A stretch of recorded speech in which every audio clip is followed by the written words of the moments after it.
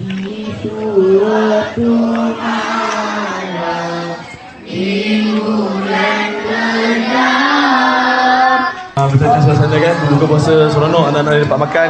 Jadi tak lupa juga saya nak sama-sama mengajaklah kepada tuan-tuan, puan-puan semua yang ada di rasam-rasam pada malam ni, mungkin ada kesempatan untuk sama-sama memeriahkan lagi untuk sambutan 27 Rejab, yang mana dia tak solat. Jadi alhamdulillah pada malam 27 Rejab ni kami di Asrama Kasih Sayang insya-Allah nak usahakan untuk jamuan anak-anak yatim asnaf sini dengan 4 ekor kambing, iaitu kita nampak kenduri di sini untuk menyambut Isra' Mi'raj. Dan sambil itu kita akan menceritakan pada malam itu ada tazkirah tentang Isra' Mi'raj.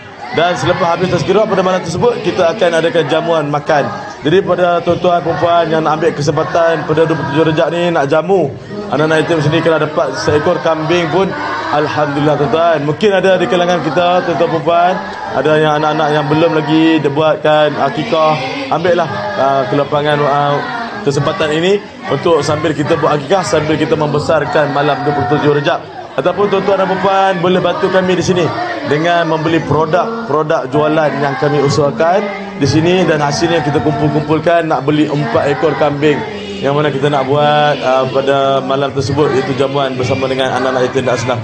Jadi itu saja daripada saya. Terima kasih kepada